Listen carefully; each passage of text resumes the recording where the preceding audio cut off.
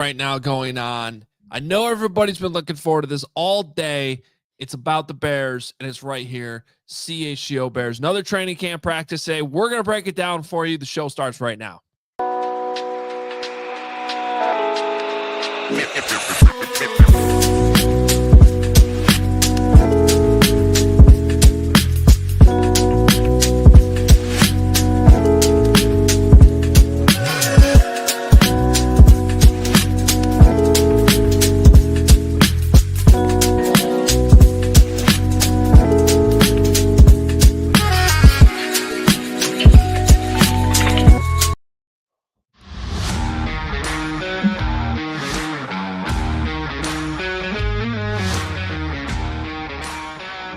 Welcome in to the CHGO Bears Podcast.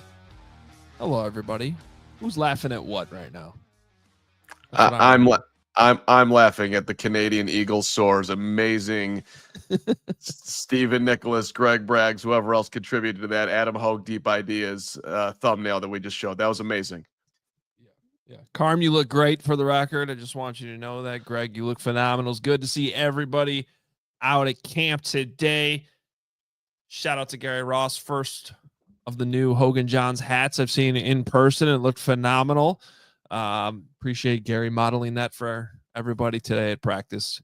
Good day out there. And we're glad that you are with us because as you know, this is the only podcast in the world happening right now. Take that, Tay-Tay. Yeah.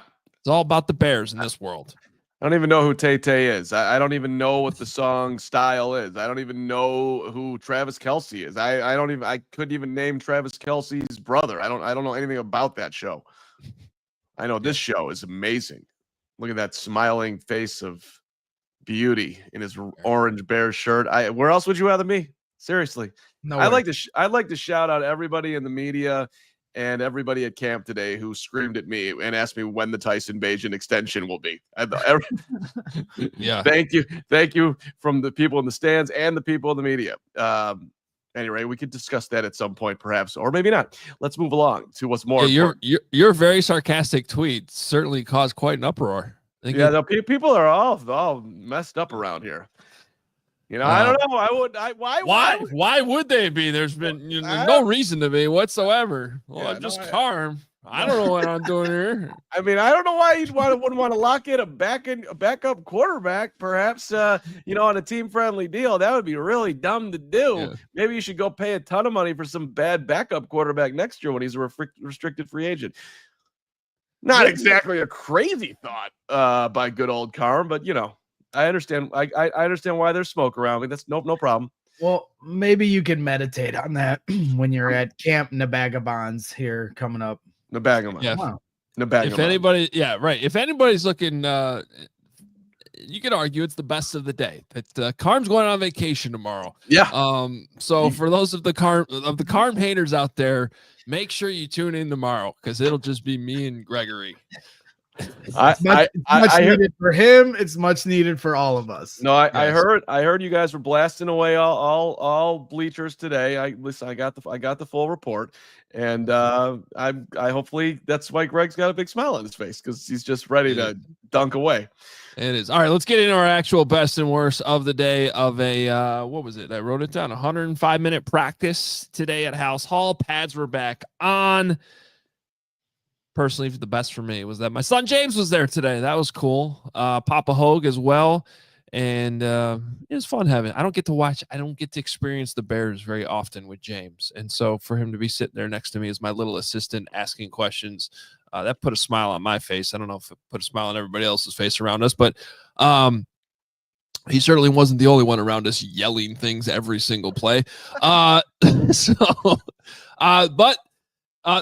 worst today, and we're going to get into this.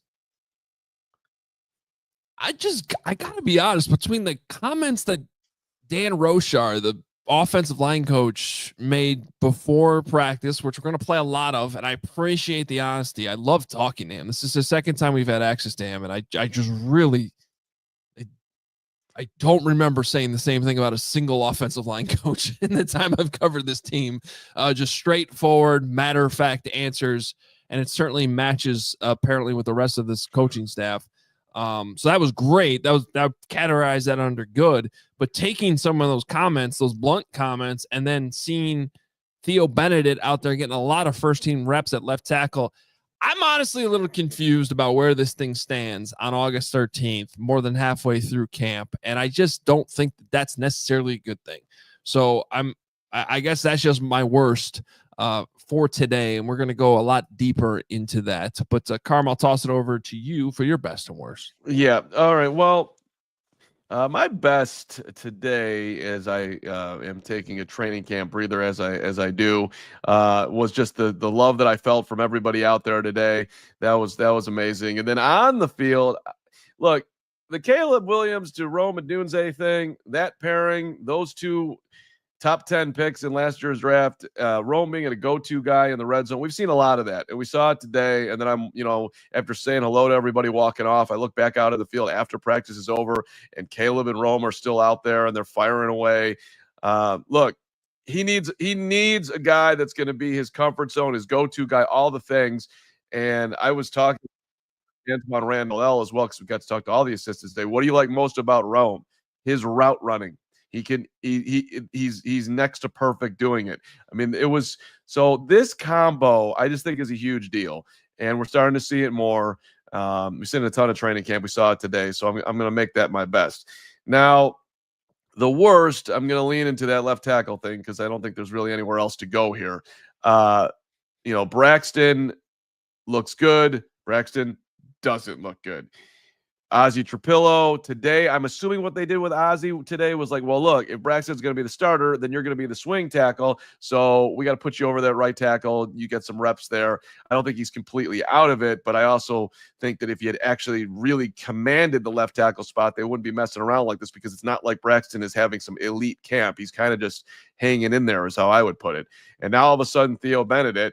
And I'm wondering if there's a nuclear option coming at some point here if the season starts out slow. I don't think it's Darnell Wright moving from right to left, because Darnell, if you listen to Roushar talk, he's not exactly killing it on the right side. So that seems like a crazy idea. The other nuclear option to me is Joe Thuney going over there, and maybe Luke Newman slides in, or somebody at guard. But this is not a great look. And I said a long time ago, this thing's going to drag out for a long time. And that's what's happening here. It's just not great for the Bears. Yeah, so for me, just to be clear, we're going to play the clips from Dan Roushar's comments about Braxton Jones and Darnell Wright on this show today, correct?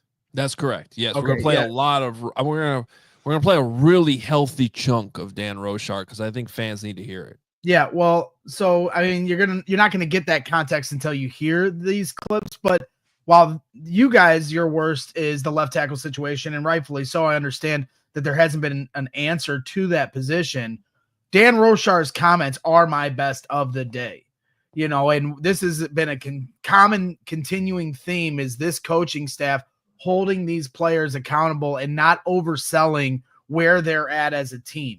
You heard it earlier in the day from Ben Johnson talking about Luther Burden, yeah, he's doing good so far, but he's not where he needs to be. Well, when they asked Dan Roushar about Darnell Wright and Braxton Jones, get ready to hear it, because he did not mix words about either guy. And I won't spoil it all, but it essentially is calling both of them out about needing to up their level of play. And that's two veterans on this team. And so I think we all understand that has been sorely needed in this locker room. And you're talking about, these guys they're vets, but they're still young players. And so to have a coach like this to come in here and just say it straight and don't butter it up for these guys. We're getting too close to the season for anybody to be worried about feelings. These guys got to play at a higher level and a higher level of expectation. So I just love what this coaching staff is doing in terms of holding these players accountable. It's something I was banging the table for time and again last year, and we're getting it here so far at training camp. And then my worst, the 6 false starts today, guys. It just continues to be an issue. You had, shout out to Gary, because he was tracking, as we were all keeping our eyes on so many things. So I'll give Gary the shout out here. He said 2 by the first string, 3 by the twos, and 1 by the third team. But overall, just when you talk about the pre-snap operations throughout training camp, it just continues to be a work in progress is probably the nicest way I can put it. And the worst way you can put it is just sloppy. It's been a mess every day.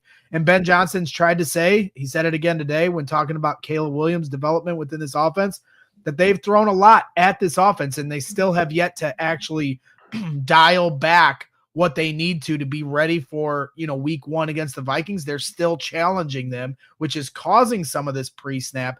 But 6 in one day, it's one thing to have 1 or 2 mistakes. You get 6 and it just goes right back to, guys, we're too far into camp for that many mistakes to be taking place. So, I did think, at least based off of your guys' reports, how Monday was very sloppy, albeit a condensed practice with only 37 guys practicing. Today, I thought was a step back in the right direction in terms of execution, but the pre-snap responsibilities just continue to plague this team. Yeah, it completely fair. One of those was more of like an illegal motion, where just somebody didn't get set in time. And this is kind of the same thing. So there's another time too when Bajent was in there that the ball just didn't get snapped. Everybody moved and the ball didn't get snapped. And that was Ryan Bates at center. So I got to be honest, Ben Johnson almost foreshadowed that in his press conference today, because I was a little surprised that he was getting asked about that with Caleb Williams, and he was like, well, it's kind of been all the teams, because it certainly seems like it's been more the first team than the others. And I was like, oh, so he's actually, he's saying Bajent's been having some issues too. And then they went out there today and all 3 teams had at least one issue. And it was evident in the second team as well. So look, it's tough. And I think it's good that it's tough and they're going to pare this down, but they got to figure this out because they're starting to run out of time. There's 4 padded practices left, correct? That's the number. I think that's right. It's either 4 or 5. I think it's 4. Regardless, no, it's either 4 or 3 at this point. Okay, 4. So I think it's 4. All right. Either way, it ain't a lot. All right, and you've got Sunday night against Buffalo, and then you got the following Friday against Kansas City. Who knows how much they're going to play there, if at all. So it's really, to the point of it's getting short on time. It is getting a little short on time. All right. Well, I want to give toss something up for Greg here before we get into some of this Dan Roushar sound in our next segment, but we shouldn't skip over it because we spent a lot of time over the weekend, obviously talking about whether or not the starters should have played against the Dolphins. Ben Johnson just came out and said, quick decision this week. He didn't need to wait till today's practice or tomorrow's not an off day, but a lighter practice tomorrow. And then the Bills, it was to announce it on Hogan Johns. No, that's kind of, I don't know. Although Hogan Johns was technically saying the same thing at the exact same time today, which is my fault. We should have had that out earlier. But yeah, starters are going to play this week. And I think it's interesting, not only that that's the decision, but how quickly it's like, no, yeah, we're going to play the starters this week. Your reaction, Greg, because you obviously had strong feelings about this last weekend. Well, listening to Hogan Johns on my way home here today as we're doing the show remote and not from, the Hoge mansion, for our post-practice breakdown, which I certainly enjoy. But, listening to your show on the way home, hearing you talk about, from what you heard, the session before the preseason game didn't go the way they wanted it to go, sloppy, at least according to some of the homework or behind the scenes work you've been doing. And then following that up with the Monday practice being as sloppy as it was reported by everybody, I do think that it was a turn of course. Okay, this didn't work, and we're going to do something different this week because the players didn't respond to it appropriately. I know Ben tried to sell today saying, well, you get 80 to 100 more reps than they would have gotten had they played in the preseason game. But when those reps are as sloppy as they were, how valuable really were they? I mean, maybe you're learning from your mistakes. Maybe I'll keep an open mind to it. I just think that these guys, you heard Jaquan Brisker talking about, playing in front of the fans and how that's different, getting out there in front of the guys, in front of the stadium and how that's just a different environment. I do think it's important for this team to get out there. We went back and forth about it last week, but I just think that this team needs to go into a game mode process. Talking to Briggs and Azuma about this, it's the same thing. You can have all the joint practices in the world. You can do all the air, throw against air sessions before a preseason game, but nothing duplicates or replicates what you can do in a preseason game in terms of preparation from start to finish, from getting into the hotel, from getting to the stadium, to having your pregame warm-up routine, to getting to the line of scrimmage, to get your call in to the headset, to going into that huddle in front of 60,000 fans. It's just a totally different environment, and I'm glad they're doing this here on Sunday night because you're only a few weeks away from a Monday night football game, and so I think this is going to be the best opportunity to get as close as you can to simulating that kind of an environment. Beauchamp comment, all that's interesting. Did anyone ask Johnson if this was the plan all along, or did they change their mind after Monday's practice? And no one did ask that, and that's a great question, Eric Beauchamp. Honestly, I'm assuming that it was, but but Ben has said multiple times that this is a fluid situation. Like he's kind of figuring out as it goes along. So, maybe they were going to do it a different way and just play him in the third preseason, but they're upping it. Either way, they're playing on Sunday though. Yeah.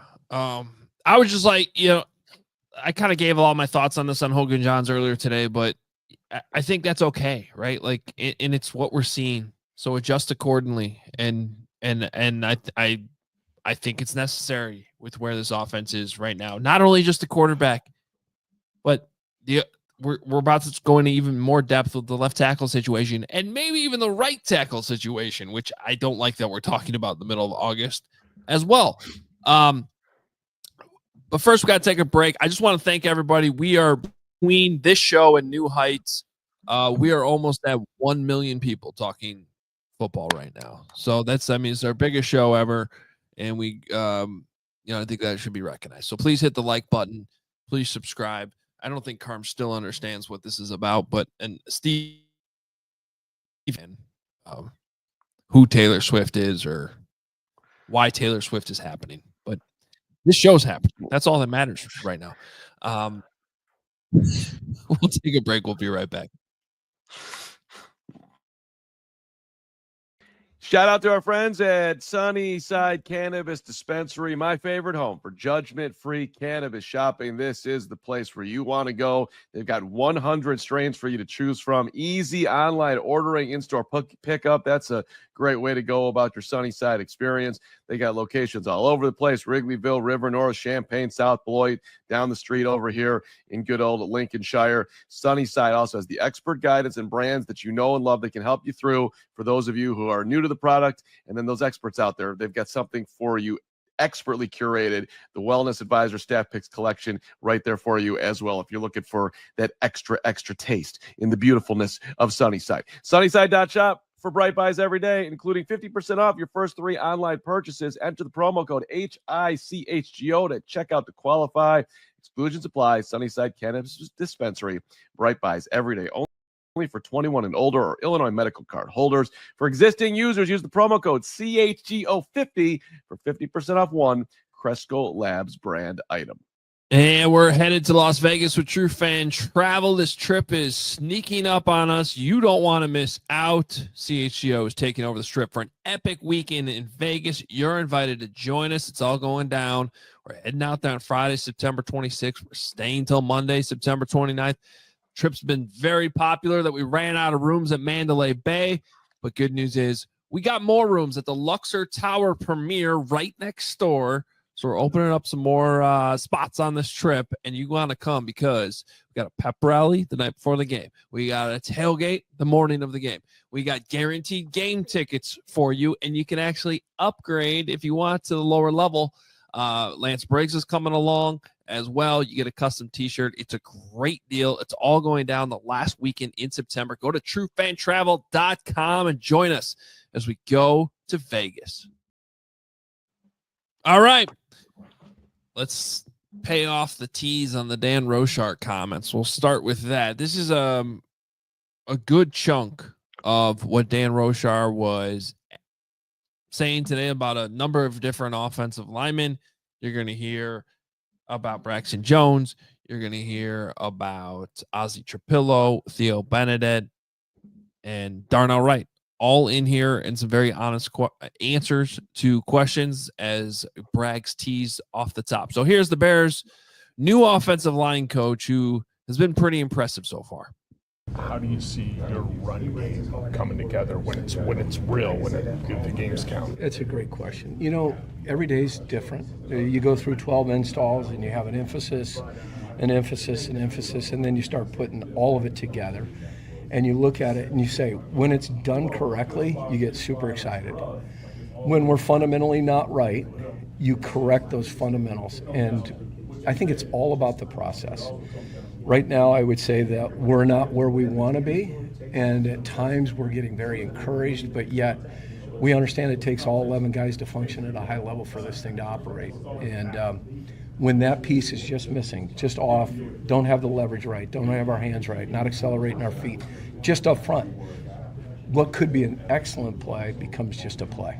Braxton told me that like the last 3 weeks, he feels like he's really made some gains. Do you think he can continue kind of on that trajectory toward? I think that's the challenge. I think that's exactly what we talked about yesterday on the day off. He and I had a little communication, and it's when I thought on Friday against Miami in the one-on-ones, and I'm not speaking out of the side of my mouth here, I saw him set with balance, his hips were down, and he used his length, and I saw a player that we can win with. When I watched him Sunday, as I told him, I said, you reverted back to whatever this is for you, but that's not acceptable. And so every day we have to go in and we'll have a standard, we'll maintain that standard or hold those guys to that standard, because what he does, or anybody that's playing the left tackle or any other position, impacts the entirety of our group.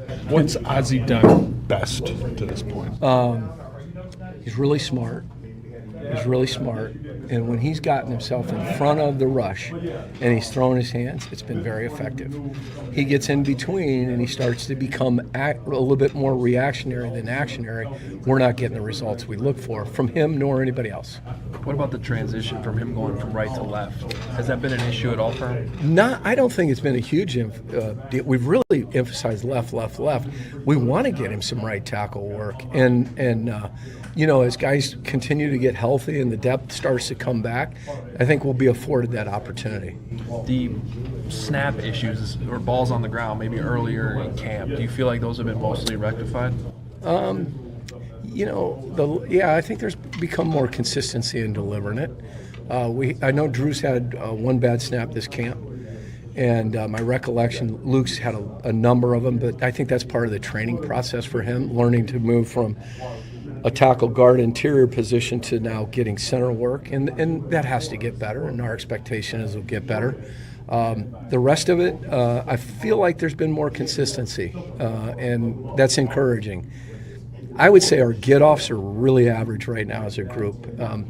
There's the breadth of the cadence and us all together, and right now, when you really detail it and watch it, you're seeing guys that are late, and if you're late, you're behind a block, you're in a poor position to execute your job.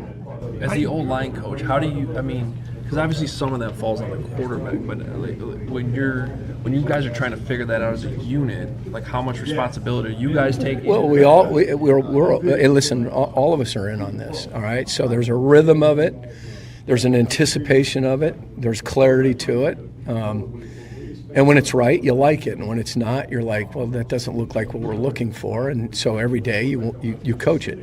That actionary reactionary kind of split, how do you make it more actionary? Like, what are the well, things that he needs to start I think you go back to fundamental work, and let's just say, for example, you have help in a protection. You've got something coming to you. Your set pattern would be such that we want to try to get more middle on the defender. You have to get to the spot. You have to settle your feet at the spot. When we're short and drifting, now you're not in a position to get your feet in the ground and strike, and then you become very reactionary. I start worrying about what this guy's doing instead of committing to exactly what I have to do. So it's just movements based on certain protections with more reps. Protections, runs, protection runs are all tied together. It's just a reps thing? You just think with more time, it's that's repetition. How that happens? It's commitment to the fundamental. It's belief in what they're doing. It's not thinking about what that guy might do. It's simply thinking about, I'm committed to doing what I'm supposed to do to the best of my ability. Where's Darnell at right now? Darnell's had some really, really good moments. a little bit too inconsistent. There's moments where, as we look at him, when he loses focus or fatigue starts to set in, we see a decline in play. But when he's on point, I've seen Darnell do some things that you get excited about. He's just not been able to stack it play after play after play, which isn't uncommon for a young player. But right now, I feel like there's been moments where I've seen this growth. Is this fast as I want it to be, or he wants it to be? No. My job's to inspire, to get him there, to understand exactly what we're doing, and to challenge him when it's not right, which we do. Last one for me. Is Joe a speak-up guy? Joe is not a speak-up guy per se. Joe is, the group is very close. I think his message is always internal with our group. I don't know that it permeates throughout. He's an action-driven guy. And so, therefore, really what you're looking for from the leadership role from him is how he does it, how he finishes a play, how he strains through a block, how he protects the quarterback, how he covers or how he moves to the ball advancing. Those are the things we're looking for from him. For him to be out of character, I have not seen anything but just consistency from him, Jeff. I hope fans recognize how awesome of an interview that was. In all my years covering this team, I do not recall an interview with an offensive line coach with that much refreshing honesty across the board, good and bad. I mean, we went through pretty much every player there on the offensive line, except probably Jonah Jackson, and there was like a good thing and a bad thing mentioned about all of them, other than Joe Thuney, who might go to the Hall of Fame. So, it just, I thought there was a couple. I want to mention one little small nugget in there that I'm not sure everybody picked up on. And honestly, I didn't pick up on it until the second time I listened to it. But when I was asking about the bad snaps early in camp, I thought it was very interesting that he said that Drew Dalman only had one bad snap, because that kind of confirmed what I thought I was watching, that some of those shotgun snaps that were getting away were more of a product of Caleb just not being ready for the fastball. And I did kind of circle back with Dan Roushar right at the end of that when the interview was over. And because I was curious, I was like, he seems like to me, his shotgun snaps are a little bit faster, more of a fastball type snap than most that we've seen. And he was like, yeah, it's probably on the faster end. And I would have loved to ask some follow-up questions there. There just wasn't enough time. They were ending it. But so that's just one little thing I thought was noticeable. What else stood out to you guys? Carm, I'll start with you. So the actionary versus reactionary thing, he underlined it. Like they're thinking out there. They're not just reacting and playing. They're not comfortable yet. It's going to take time. If you're and they're behind and you're going up against NFL players who are coming at you, it ain't easy to catch up in that moment. That's a tough place to be. So it just sort of underlines where the offensive line is, at least in certain areas. And the other thing for me, the Darnell Wright stuff, we've seen it. I tweeted at one point. It was like 5 minutes into practice. He's sitting there with his hands on his hips. I'm like, Darnell Wright looks exhausted, and we're 5 minutes in. And then they gave him the off day too to catch up. So there's a conditioning thing going on there. Period. End of story. It's not as good as it needs to be, which ain't great. So there's a lot going on there. Even the Thuney stuff, like you could say that was all positive, but like, and a vocal leader, man, the best player on that line. He's a doer. Watch me. He's not going to get in their face. I mean, that's not him. So there's a ton in there. Well, and I also think when you hear his comments about Braxton Jones, where he says, look, on Friday, he was setting and he was using his length and doing it correctly. And then on Sunday, he goes back to whatever that is. And I just think, while we as fans, obviously are going to acknowledge the injury he had. And even Braxton said, I'm trying to get used to my new ankle. That's pretty strong words. I'm getting used to my new ankle. But at the same time, Dan Roushar is not sitting there, making excuses for him. He's saying that's unacceptable to go back to whatever this is. And I don't think he's talking about him coming back and ramping back up to what he's been as a vet in this league. He's talking about technique. And so I think there's, an attention to detail or lack thereof in terms of his technique. And you saw that, on that fourth down play against Tyson Bagent, letting a second-year undrafted free agent out of UCLA beat him on the inside and nearly squandered Tyson Bagent's ability to throw that touchdown pass to Maurice Alexander. And so you can't have that. So I'm with you guys where you said, Hoge, you don't know what to make of what happened today, where you had Theo Benedet and Theo Benedet got first team reps. You had Braxton Jones splitting those first team reps with him, Braxton getting the first ones, Karan Amagaji getting third team reps at left tackle, Ozzie Trapillo playing right tackle all day with the second team. And so for me, I think my overall just where this whole tackle situation is at with the four of them now, when you add in Theo Benedet, I just think they're trying to light a fire under all these guys that, hey, none of this is good enough. And we're still trying to find the answers to this. And then ultimately, my final point of all this is, as much as we talk about the quarterback needing to be out there on Sunday, the offensive line, and I know Joe Thuney's, going to a Hall of Fame potentially here one day at the end of his career. We need him and everybody on that offensive line out there on Sunday night, because what Dan Roushar talked about, firing off the ball, everybody working in unison. This isn't just about the quarterback.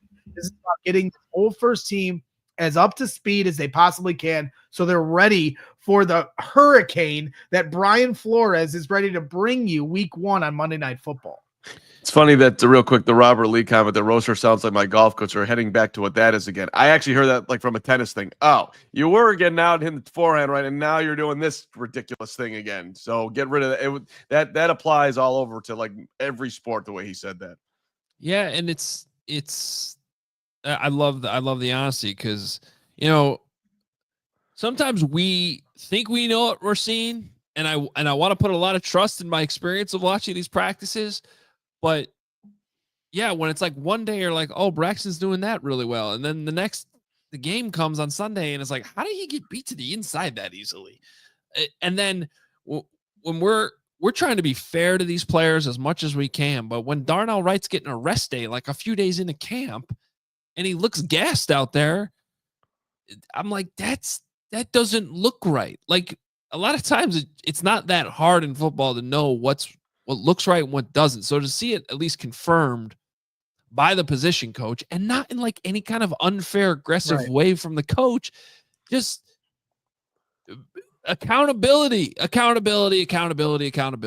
this is what Ben Johnson preached.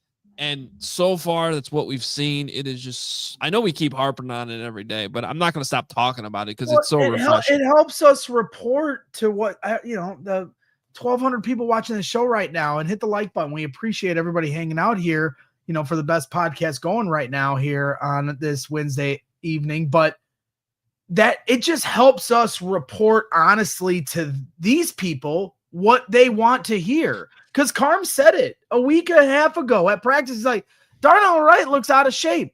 But if Carm had come on the show and said that a week and a half ago, that's almost out of pocket for him to say that, because that's disrespectful, because you don't know exactly where these guys stand. And you see a guy with his hands on his hips. Well, it's hot. It was 105 degrees that day. So we are also trying to be fair to these players in that regard in terms of reporting, but it was earmarked. And so to hear a coach say, hey, the conditioning needs to be there, so his focus is there on the rep, now it just helps us kind of relay this information in a fair and balanced way where it doesn't feel like you're out to get anybody, because we're not. We're all rooting for all these guys to play to their optimal potential. So when we come back, I want to dive into what the headline of the show is, because it just so everybody understands the timeline of today. Those comments happened before practice, and you heard him in there saying like, yeah, we need to get Ozzie more reps at right tackle.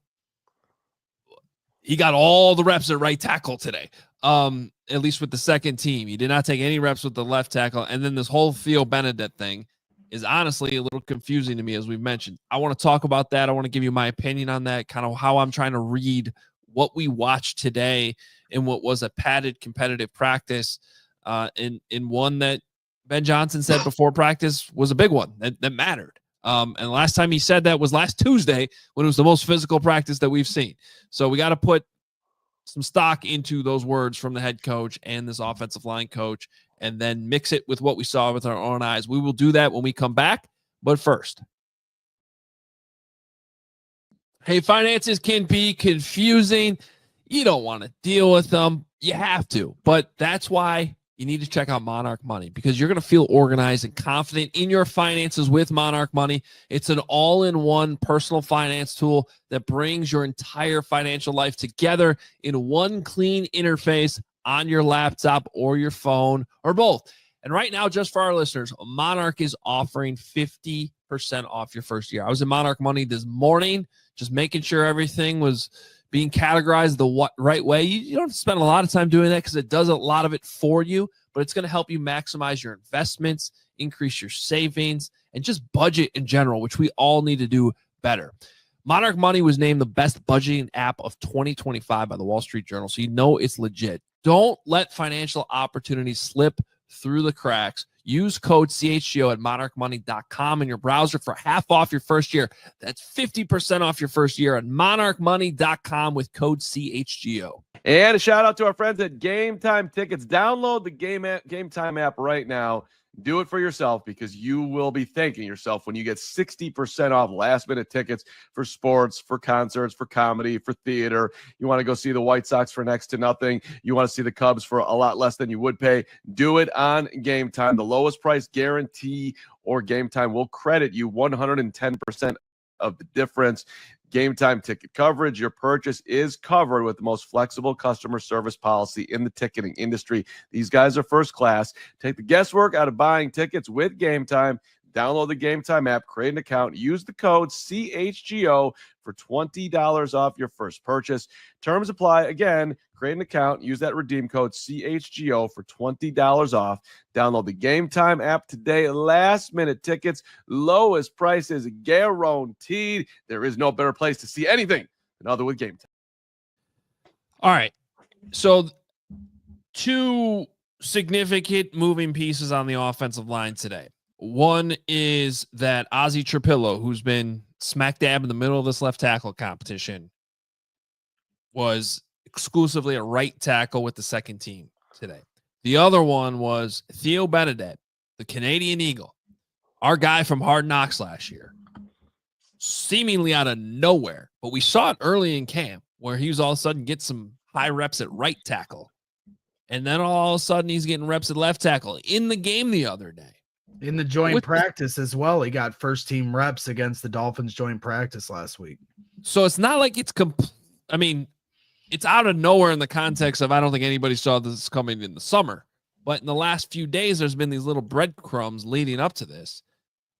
He basically split, and I didn't keep rep counts. I asked Gary to do it. He still hasn't filed his report to me. His report was that he had Braxton at 17 snaps at left tackle with the ones, and Theo with 13 snaps at left tackle with the ones. Okay, good. I'll trust him for that. It felt like Theo got more, honestly.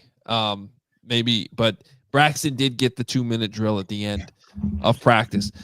They were essentially splitting those first team reps today at left tackle. So what does this all mean? I think with Theo Benedet, I think it means two things. One is, and you heard Ben Johnson talk about this today before practice, in the context of his receiver weapons and how it's going to be a weekly competition between these guys to earn who's getting the reps, who's getting the ball. So if you're going to go into the room on Monday or whenever they did this or have a conversation with Braxton Jones on the side and be like, hey, Braxton, great job against the Dolphins in joint practice. Not a great job in the game. Ozzie Trapillo, when you're being actionary, you look good. When you're throwing your hands, you're getting set in the right spot, you look good. When you're being reactionary, not so good. Meanwhile, Theo, you're doing everything right. He's also, I can't remember if he was in that chunk of audio or not, but he said that Dan Roushar said that Theo Benedet's up there with anybody else in that room who's made the most improvements. At some point, you need to reward that. So I think it's like a little bit of give and take. And in there, and I know, Greg, you believe this because just watching practice with you today, I also think it's a message being sent. Like, Okay, you're not taking this job, Braxton. You're not seizing this job, Ozzy. Karan, you're hurt. You're basically getting reps with the threes. He's been back at practice last couple days. Well, we're going to give somebody else an opportunity. Whether we believe that's a real opportunity or not, that's to be determined for Theo Benedet. But good on the Canadian Eagle for putting the work in, coming back from his own injury, and getting himself in the mix. Because he's going to get more reps, and if he keeps seizing those reps, who knows? I don't necessarily believe he's full in on this competition, but at minimum, we're seeing a significant message sent to the other guys here. And beyond that, hey, maybe he ends up being the best guy. Well, William Hanna here in the chat says, are y'all going to talk about how Benedet actually played, or did you not watch practice? We did indeed watch practice, and William, Bill, if I may, he had 2 times where he did stonewall Austin Booker a couple times. He won those reps in one-on-ones. There was a series where the first team offense had back-to-back false starts, and on the second false start, he was the reason for that false start. I thought for the most part, Benedet held his own. I also thought he played pretty well in the preseason game as well, but I'm certainly no offensive line expert. He's out there competing. I think there's better people out there to break down offensive line play. But in regards of how he did today, I thought he won some reps and, certainly, in one-on-ones, gave Austin Booker everything he can handle. I do think that this is a message being sent on both sides of the tackle situation. Moving, you hear, Dan Roushar say, well, once we started to get some people back, we wanted to start giving Ozzy Trapillo some reps at right tackle. So that does lead me to believe that their initial plan was to have Braxton Jones as your starting left tackle, which would make a lot of sense. You have veterans across that entire offensive line with Joe Thuney, Drew Dahlman, Jonah Jackson, Darnell Wright. You put Braxton Jones there, that's a lot of experience. But now with some of the call-outs right there from Darnell Wright, hey, throw Ozzy Trapillo over there with the second-team right tackle. Hey, we got a young second-round pick that's played right tackle out of Boston College the last couple of years. You might want to make sure your conditioning is on point because you can also have your spot be. That's a little bit of a wild thought, but who knows? I think it's more so the Braxton Jones, if he wins it, let's make sure this guy can play both sides if somebody gets hurt. And he has played a ton more right tackle, so he should be comfortable, but still go play it in the NFL against NFL competition. That's how I read into it, at least. Yeah, I was going to say the same. That was the second part of this was, and Carman, I'm sorry, I'll let you respond to, but when it comes to Ozzy, I think that's more of just we're getting so deep into camp here that, okay, man, we gave you the opportunity to really take it and run with it at left tackle, and that just hasn't happened yet. Doesn't mean you still can't win the job. I still think he's going to be in the mix. I don't think this is all of a sudden a full shift in right tackle, and now you're just the swing guy. But I do think it's, oh, okay, well, we're running out of time here. We need to make sure this guy gets some reps at right tackle in NFL practices, and we're not just relying completely on what he did at Boston College the last couple of years because he may end up being the swing tackle.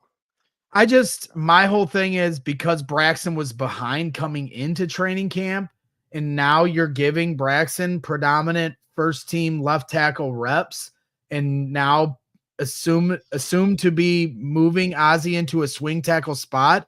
That would make a lot of sense if I felt confident that Braxton Jones could do the job at left tackle, which to this point, I do not.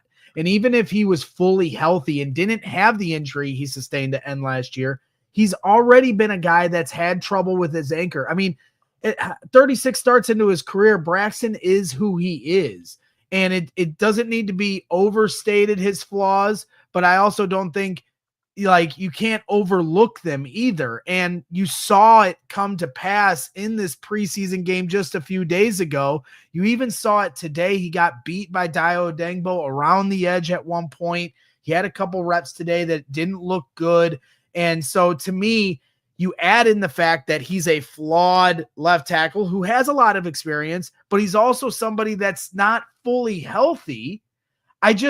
Now my question is, all right, you put in all this work for Ozzy Trapillo to potentially take that job.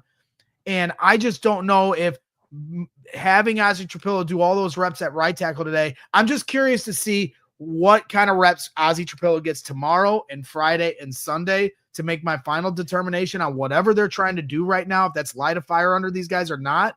But I just don't love that they're hitting the ejector button. Feels like they're hitting the ejector button on giving Ozzie Trapillo a chance at left tackle, because I still believe he gives you your best chance at that spot. I do not have confidence in Braxton Jones at left tackle. There it is. You stay in that foxhole. You're in that Trapillo foxhole. By the way, I don't really think it's like if Braxton had shown me on Sunday and at practice, I would say it differently. But from the evidence I'm seeing in front of me, I'm not seeing someone that I have confidence in. This isn't just a bias thing. I got it.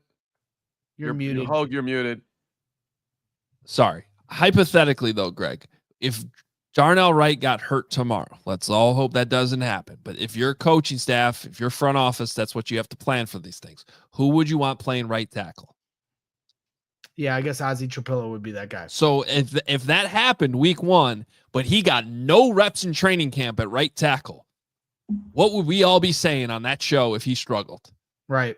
Why did you not give him any reps at right tackle? So I'm going to at least trust what Dan Roushar told us before practice. And at some point, you got to give this guy some reps at right tackle in NFL practices. And let me make one more add-on here. And this is a little bit unfair, but perhaps not. Look, Ryan Poles went out and addressed the entire offensive line, with the exception of left tackle. Last year, he drafted Karan Amagaji. He had a redshirt year. This year, he's hurt. That ain't looking great. Ozzie Trapillo, they traded back to get him.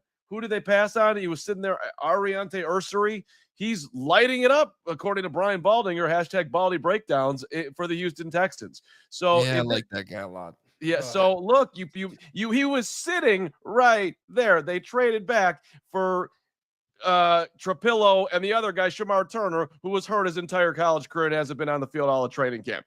If Ursary is a lockdown left tackle for the Houston Texans and Trapillo can't do it and Shamar Turner is whatever he's going to be, that ain't a great look for Ryan Poles in any way, shape, or form. Yep. And all right, we don't have to go full on panic here, but the conclusion is, and I think it's a fair conclusion, on August 13th, the fact that this is still clearly like a hodgepodge of who knows what at left tackle, and the right tackle.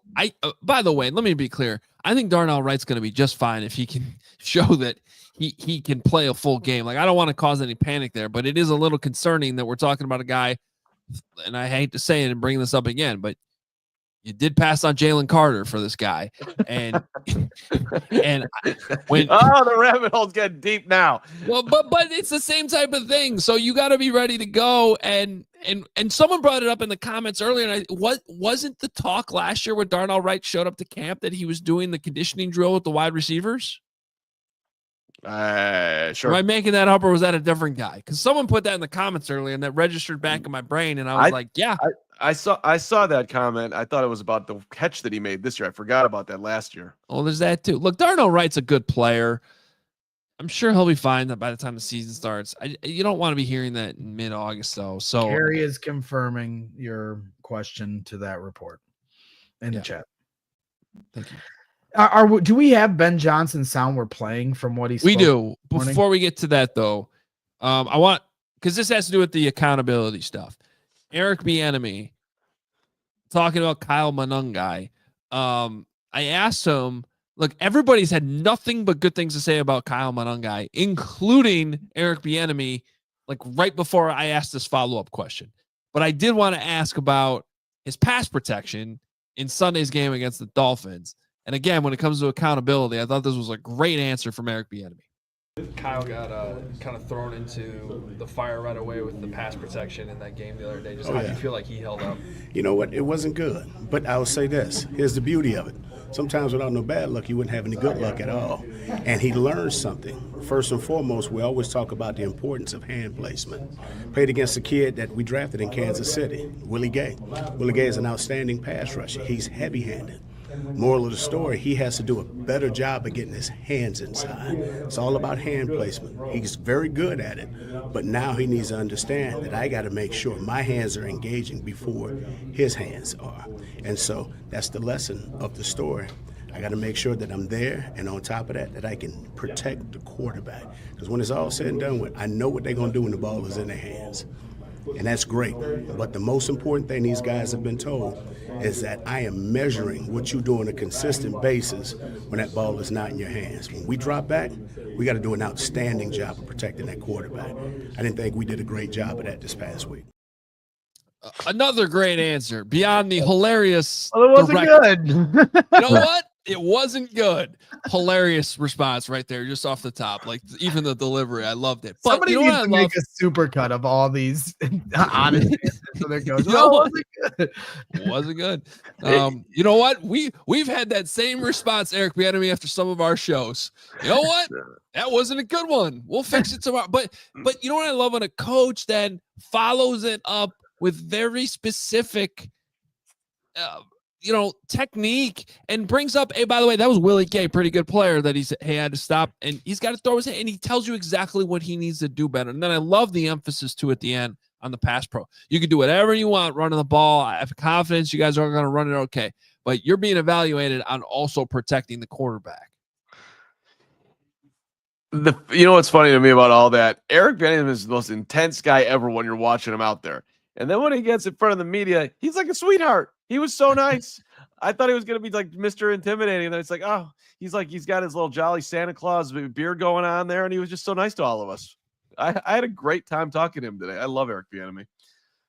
I think you have a clip from Bieniemy too, don't you? I do. Steven, I don't know if that's ready or not. But maybe it is. I went down the Monongai rabbit hole that you were talking about and just asked him what he liked about it. So we can play that if you want. Let's do a little bit more EB. This was Eric Bieniemy before Adam Hoge talked to Eric Bieniemy, and I talked about Monongai. And then there's a shout out from we get a Larry Mayer, DeAndre Swift question as well. First off, Carman has a lot of nice things being said about him. What do you like? You know what? I like his temperament and his attitude that he brings to work every single day. Every day he has an understanding that he has to work on something. And that's what you love about him, because he doesn't take anything for granted. Now, is he perfect? No. Okay. He's still growing and it's still a process, but I appreciate the necessary steps that he's taking on a day-to-day basis. So the elusiveness plus the speed, can he combine all? Does he have enough of that juice to get it done? I'll say this, he's fast enough. That's all that matters. As long as he's finding us 4.5 per carry, anything after that is a bonus, and that's a great deal. You know? Has anyone else stood out to you in that room that you would underline? You know what? I think all the guys have done a good job of working. Are we where we need to be? No. Do we have some things we need to work on? Of course we do. Ideally, I tell them every single day, I want it to be perfect, but we're not going to be perfect. The only thing that we can control are the little things that, when they're out there, that they can control. When it's all said and done, we got to keep playing through the moment. I'll give you a great example. 35, all right, he has a route that he's supposed to run. He didn't run the appropriate route, but you know what he did? He kept playing. And he ended up being rewarded for him playing because the quarterback found him. And that's what happens. Sometimes you make a mistake, but as long as you continue to play fast, good things will happen. And so those are the type of things that we're looking for on a day-to-day basis. Just making sure that we're continuing playing with the urgency that is needed. How would you assess DeAndre Swift since the Cavs came on? Obviously, it's tough to gauge guys in a non-contact subject. You know what? Swift has done a heck of a job. He's professional as always. He puts his hard hat on every single day. He does a great job of showing up early and staying late. He's very sharp with his job because he understands exactly what we're asking of him. Very seldom does he make a mistake. Are there things that he needs to work on? Of course. We all got to be more consistent with our pass protection. We all got to do a better job of making a tough catch in traffic. I think he's been pretty consistent with his reads and hitting the hole. But when it's all said and done with, we got to continue chopping and making sure that we're working to putting the consistent habits on tape on a day-to-day basis. Go ahead, Carman. We got a lot of other stuff to share, but if you want to follow up on it. Just real quick, I loved when he said 35, which pretty sure that he knows that's Deion Hankins, but he might not. and that's what Buddy Ryan used to do. 50. Like Singletary told that story. Until that, he never called it 35. Oh yeah, the hanky panky, Deion Hankins. Didn't know what he was doing, and then but somehow he just kept playing and got it right. See, now I'm gonna get called out because when we played with Randall L, that's how I asked the question. I was like, yeah, 14 seems to get the ball a lot. I mean, you know who 14 is. You know that it's OZ, but you're afraid to say Olamide. Maybe you're afraid to say Zacchaeus. I'm not afraid to say Olamide Zacchaeus. Well, then why didn't you say it? It's how I just coach speak. You just go by numbers. Okay. It's normal coach speak. Okay. I still think there's at least a 4% chance he doesn't know his name. What's your softball number, Carm? Oh, come on. I mean, back in the day it was 12 for Dunston. Now now Elder Statesman as a manager, I put 23 on there for. Okay, so now you're 23. That's right. 23. Thank so I'm you. gonna refer to you for now. All right, we have Randle L, Antwaan Randle. I wanted to share some Antwaan Randle L with you, especially because off the heels of John story the other day. If you haven't checked it out, please go read it. It's phenomenal. If you're a diehard, scan that QR code. If you're not a diehard, scan that QR code. Become one. Great deal, $36 right now. Our training camp offer. And you can pick any shirt you want to go along with it, plus get 20% off all merch and events. But most importantly, all the great diehard content we're putting out there. And there's John's story on Randall L was phenomenal. So I want to give you some video to go, so you guys can experience kind of what Antwaan Randle is like in person as well. So this is a good chunk of him running through a bunch of guys on offense. I think this is picked up with him talking about Luther Burden III. It's coming along. I think what we realized what we knew was going to happen once he had the injury in the spring and missing all the spring. It's tough in terms of getting those reps. So now he's certainly coming along better with being back in the flow. And like at the end of the day, he's just got a alignment and assignment, a lineup and ready to go. And that's what he's been picking up on and doing better with. So he's come along good, and we want to continue to keep him to trend that direction. Does there come a point if that's not going the way you want to that you have to limit what you trust him to do? Or? No question, because that's what it's about, and more so for your quarterback. Like you got to get those reps with your quarterback so the quarterback sees it and knows it and trusts you're going to come out the route or you're going to make sure you get the blocks that you need to do.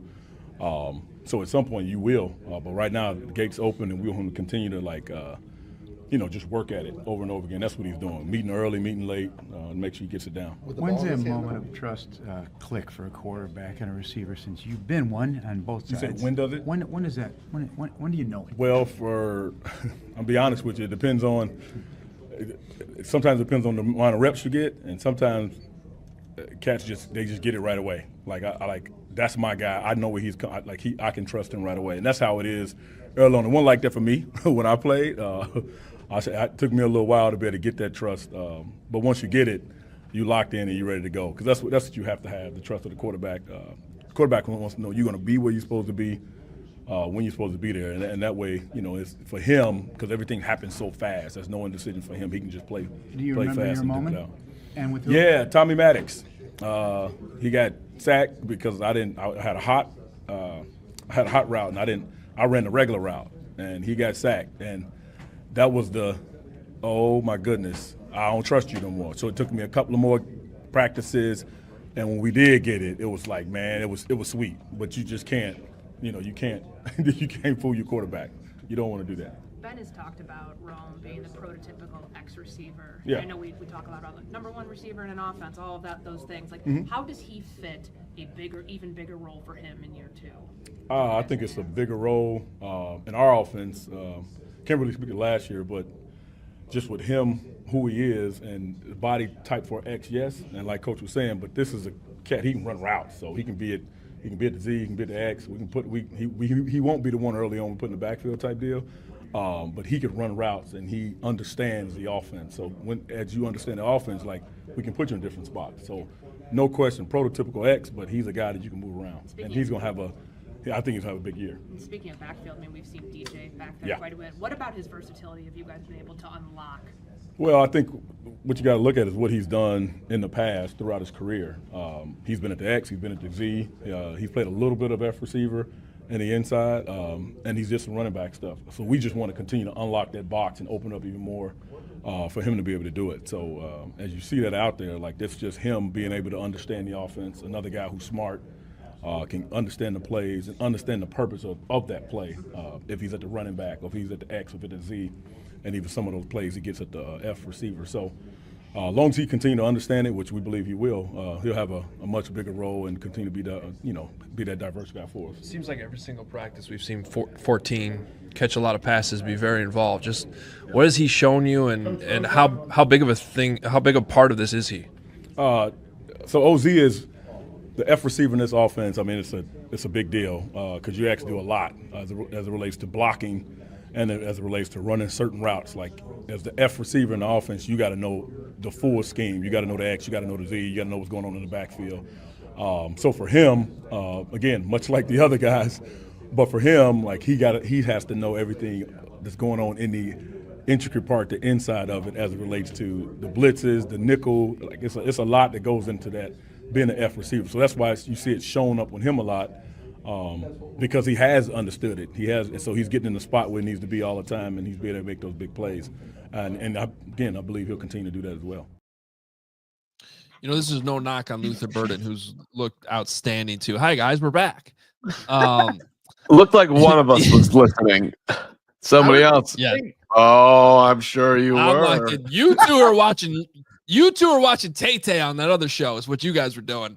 I don't know who that is. I was trying to convince John Greenberg to tune into our show. That's what I was doing. Yeah, he's watching. He's watching. All right.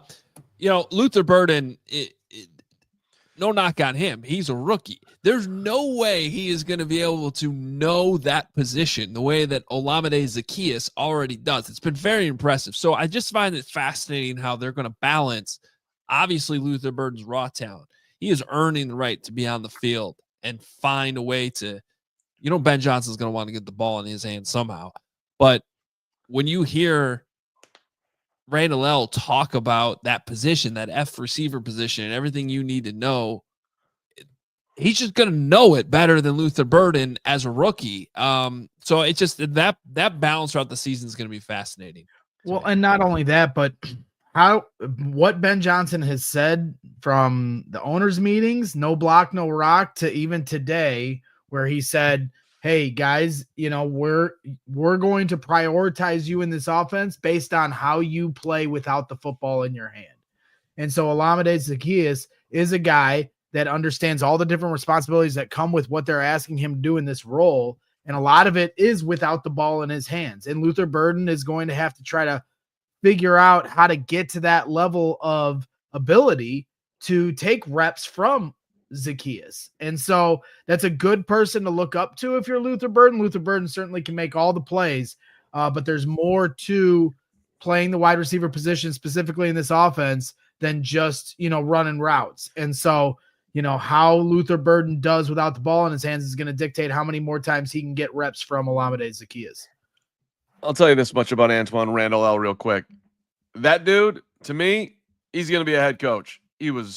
He has an energy every single day that is impressive. He is very, very much a leader with the wide receivers out there, taking them through their drills every day.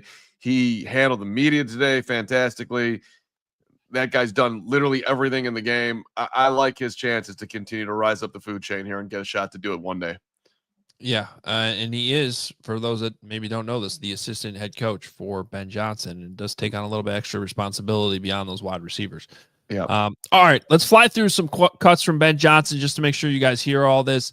We mentioned earlier in the show, of course, the big news of the day: the starters will play this week against the Bills. Ben Johnson addressed his reasoning for that. Yeah, I'll go ahead. Our starters are going to play. Everyone's going to play. What's the value of that? Well, last week, and really all through camp, I've been pretty consistent with the thought of reps are the most important thing to get him up to speed. And by the plan that we had a week ago, we were able to get him probably somewhere between 80 and 100 more reps than we would have been able to do had he played in the game. This week, it's a different schedule, different length of time in terms of in between games and all that. And so our plan right now is the guys that sat out last week, they will be playing this week.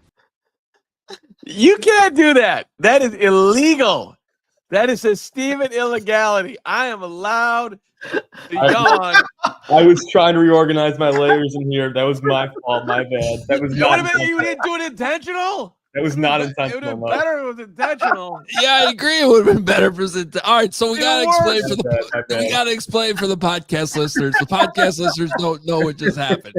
So while Steven's running that Ben Johnson audio, there is a full screen graphic blocking all of us, so you can't see us. It just says the voice of Ben Johnson, and right in the middle of it, that graphic disappears and it flashes back to the three of us, and Carman is just straight up yawning like the biggest yawn ever. I mean, my mouth couldn't have been more open. I don't know how many things could have fit in that mouth, but it was a lot.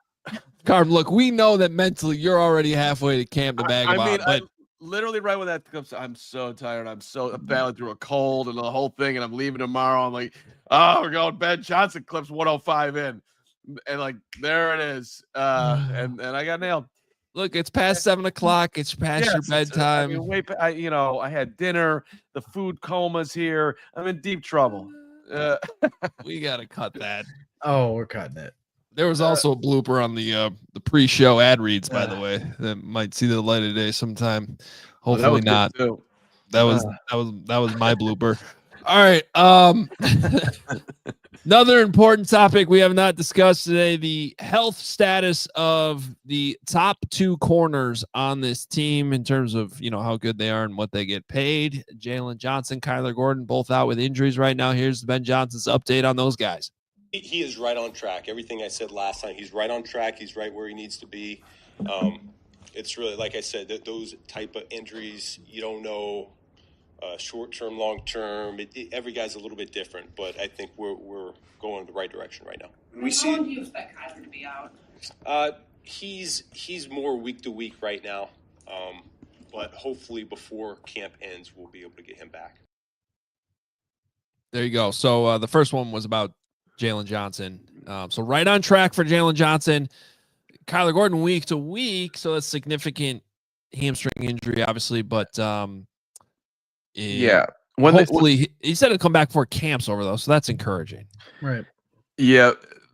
Kyler's had this hamstring injury issue before. And when they signed him to the extension, my one concern in the moment was like, he just missed some time, and that seems to just be popping up, and here it is again. And those injuries are tricky, man. You can't rush back the hammy.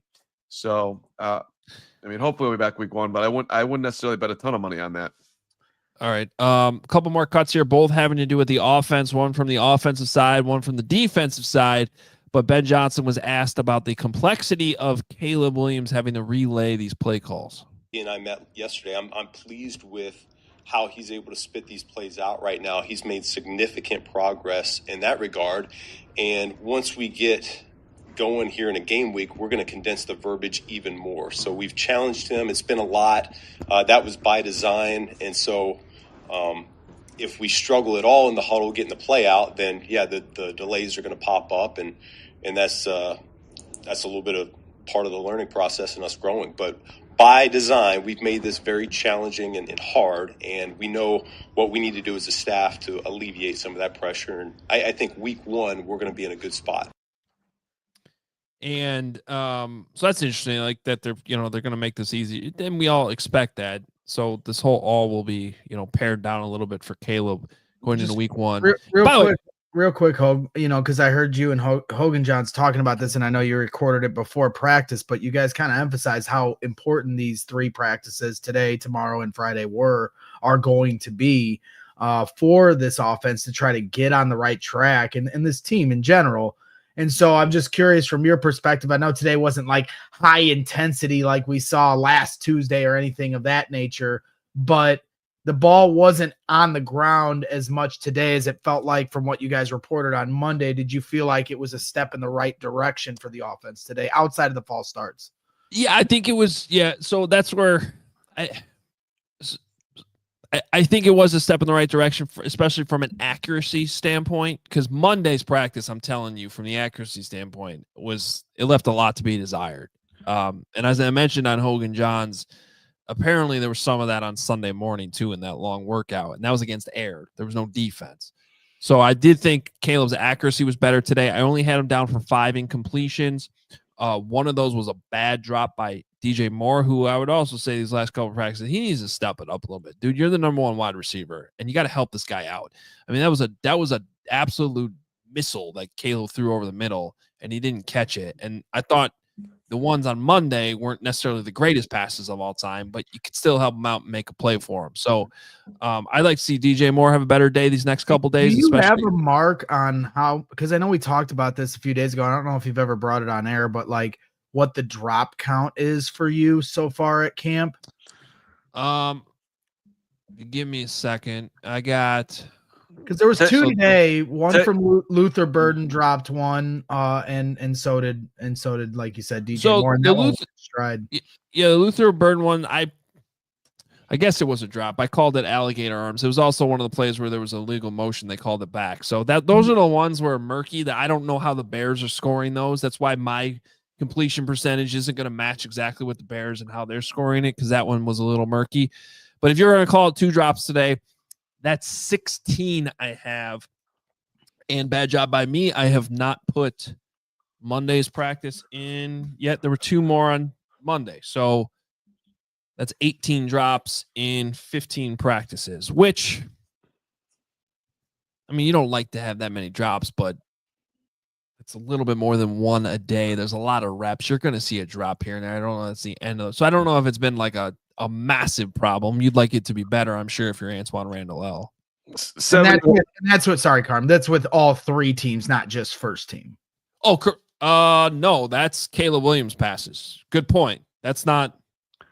Yeah, those are just tracking Caleb Williams passes. That's 18 drops. Okay. 71 minutes and now 13 seconds into the show.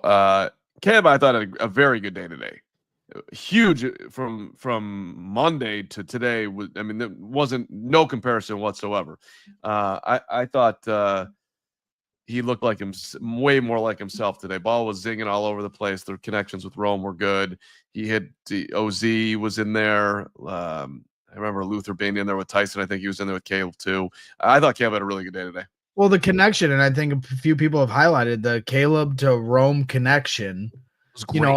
A few years ago when it was clear that Justin Fields and DJ Moore had this connection, and that translated in the season. That was a couple years ago. It feels like, DJ, even though he's supposed to be your number 1, it feels like that connection is Caleb and Rome this year. So based off of what we've seen at camp, you would expect Rome to have the number 1 wide receiver type of year out of this group, at least from what we've seen from camp. To the DJ point, look, he came out of training camp, I think, firing, and the offense has scuffled, and I think it's taking a toll on him. Like some of these guys that have been here for a long time, the day in and day out grind of seeing the offense not be there, I think human nature has crept in a little bit here. So hopefully he'll get out of that. But I think that dude needs to see some success happen. One thing I like Ben Johnson did today, he said part of practice today was unscripted. So I don't know if this was one of those moments or not, but usually when a coach says that, it means he's actually calling plays. He doesn't necessarily know. It's not necessarily, hey, these are the 10 plays we're definitely calling in this period. He might be pulling from here and there, and it puts everybody on their toes. When DJ had that drop, the very next play was a handoff to DJ Moore out of the backfield. And I felt like, so again, that may have been scripted, but based on the information we had, I felt like that was the coach being like, all right, get past it. I'm giving you the ball on this snap directly to you. Go do something with it. You see good coaches do that sometimes, and I like it, especially with some of their better players. He did that too. I thought there was one other unscripted thing that looked at least it looked that way. Second unit, Bajan gets sacked, and they were kind of like there was a lull right after it happened, and they started yelling, "Come on, come on, come on, come on, come on!" And then they had to race up to the line, get the play off. He sent one down the right sideline, way over the head of Tyler Scott, and then they kicked the field goal to end it. But there was that felt very much in the moment. Well, that was because it was the 2-minute drill, and everybody was standing around while the clock was running. Well, get your ass to the line of scrimmage. Okay, fine, but I mean, it was like they were just dead. And he jump started the whole thing. All right, maybe that was Tyson's fault, Carm. Who said that? Jaquan Brisker was asked about what the offense is doing to challenge this defense. And he listed off a lot of things right away. Here's what Jaquan Brisker said. Motions, zoom motions, fast motions, things like that. The way they break the huddle, sometimes they might break it fast, sometimes they might break it slow. They'll be under center, they'll be in shotgun. They'll have different looks where they come out in 12, 13, where they have the tight end at fullback. Just a lot of different looks, and just the way during the snap that they move a lot of players and things like that. So I feel like that's challenging for us, but it helps us in the long run. So you get the defensive perspective there of everything the offense. So the bad news is it's a lot to digest for the offensive players. The good news is if they can master a lot of that stuff, it really stresses defenses. That's why they're trying to accomplish this, and hopefully that's how it all ends up. So I just wanted to share that with you guys. A lot of sound today, from a lot of video, a lot of sound. Hopefully you guys all enjoyed it. Please hit that like button. Please subscribe. We got some super chats to get to before we get out of here, led by our guy, big money super chat, Kerry Husk, jumping in here. I just see this one popping up. $50 says, great show as always, fellas. Thanks for the hard work and great entertainment. Looking forward to preseason game 2 against Buffalo. Hopefully the Ben Caleb dynamic will shut Coward's mouth. Bear down. Yeah, Coward on blast by the Huss. Huss, you're the man. Appreciate you. They got kids incoming here, so anything's possible. What's going to happen here? By the way, I learned something else today as we get into the super. You know, the dog, Poppy the puppy, she follows me in here, and she's so excited when I come home. And then I start the show, and she leaves. I don't think that's a good sign for the show. She doesn't want to listen to the show. She knows it's not good for her. I take it personal. Anyway, back to you, Hoge and Ritzy, $2. Well, fortunately, our listeners stayed glued to the show, unlike Poppy the puppy today. She's got to be better, Poppy. Yeah, come on. Ritzy, $2. First time diehard here. Love you, Carm. I love you back, Ritzy. Appreciate you, my friend. You look like somebody that I need to get a beer with. Let's do this. Dylan David's also new to the diehards. Welcome, Dylan. We appreciate you. Double D coming in strong. We like it. We appreciate it. We respect it. We covet it. Arctic, $5. We need to get Bagent signed immediately to lock him in. So when Caleb proves he's a bust, we'll have the QB locked and loaded in the same system. All right. Thank you, Arctic, for bringing this up. Look, Tyson is making 1.1 this year. The Bears can put a qualifying offer on him for next year. The minimum on that is 3.5. So that's 4.6. All right. So if you're the Bears and you don't want to be in a situation next year, if Tyson ends up either playing a little bit with Caleb getting dinged up at some point this year and he plays well, or just somebody coming in and making a big time offer for him, wouldn't you want to sign Tyson to a 2-year, $7, $8, $9 million deal that he might take to take all the risk out of this and know that you're locked in versus somebody comes in with a big offer, you can't pay him, he walks out the door, and now you're paying the next backup quarterback a lot of money here. You know, so it makes sense to me that the Bears would look to extend him at a team friendly rate. Period. End of story. Nothing to do with Caleb. Right, but would it make sense for Tyson? Exactly.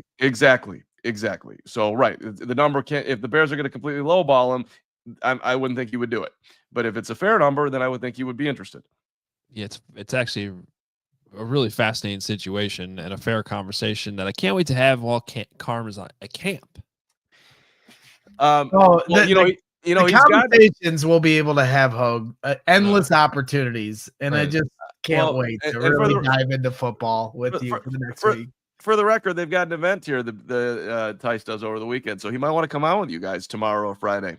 Maybe you'd love to have him. Well, maybe you'll find the time to talk to him. It'll be his best CHGO interview. Oh. Just kidding, of course. Go watch Carm's West Virginia. Whatever. What's your lyrics to your stupid song? Swinging in. You swung into West Virginia. I swung into West Virginia.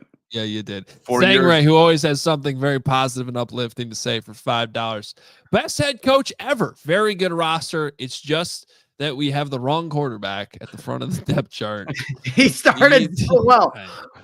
He did. Oh, he finishes it well too. He says, "I love you, Brax." I'm not falling for it, Sangray Kim. I still hate you. Okay, we're this is a work. Our relationship is a work in progress. Hey, Sangray, never change. And by the way, just a heads up to everybody who's made it here to an hour and 19 minutes in. I'm putting up a great piece on my Twitter and Insta that's Tyson related from an amazing event that I got to go to.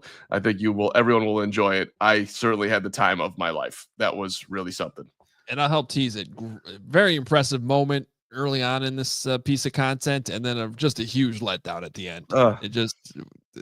I mean, got to make a play. You do. It's make a play. It's gonna hurt my heart forever. I blew it in West Virginia, and I blew it last night. One of these days, you'll catch a pass from your guy. Brawl sack, $10. There's a transition. Sorry, boys. Got to watch Tay first. Sending this for an apology. That's acceptable. A $10 super chat as an apology to betraying us. Yeah, and you betrayed us. And Nick, well, I'm going to bring this up because Nick Lorio said, "Wife is watching New Heights in one room, me listening to CHGO in the other." There's going to be a very defining moment in my marriage coming up here in a couple of minutes because, my wife originally said she was going to watch Taylor Swift and not this show, and then I said, "You're really going to watch that without me?" And so she said, "All right, I will watch your show and not Taylor Swift," which is a huge. I mean, that alone tells me there's no way she's watched this whole show. There's no way. Well, that's what I was going to get to. I mean, first of all, huge sign that she does love me, that she's going to watch this over Taylor Swift.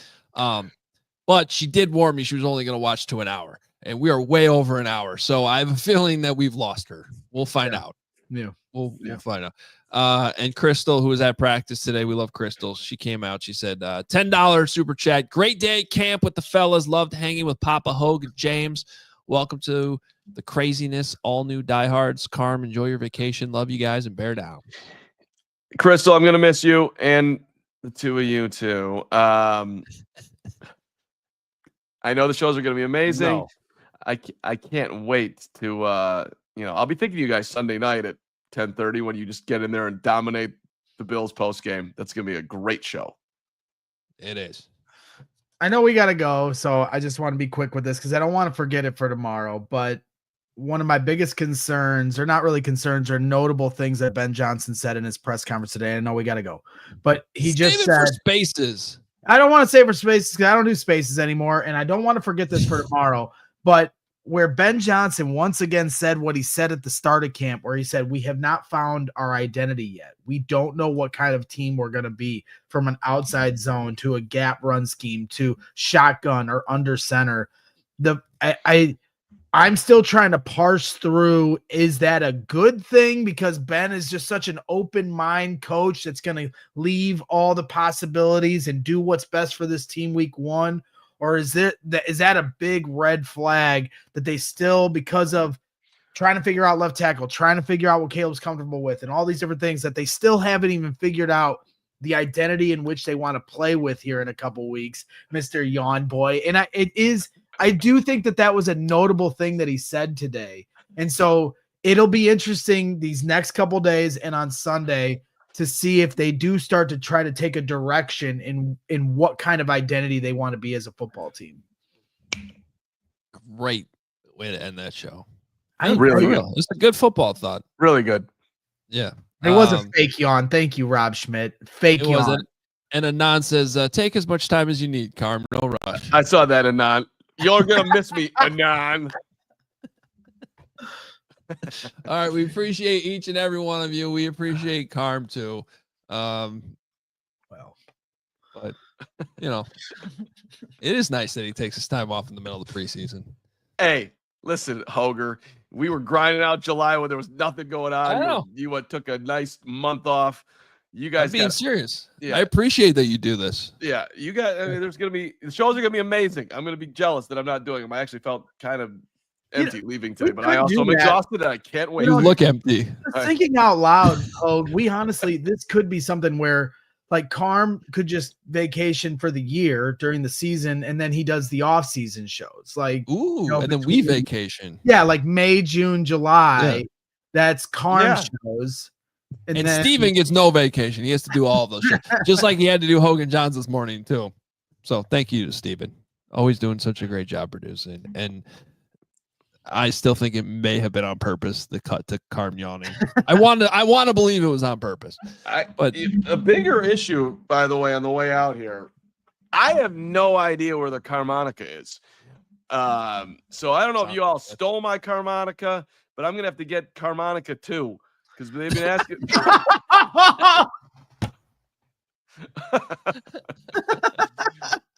On that note, I need I'm sure Bears Twitter won't do anything with that.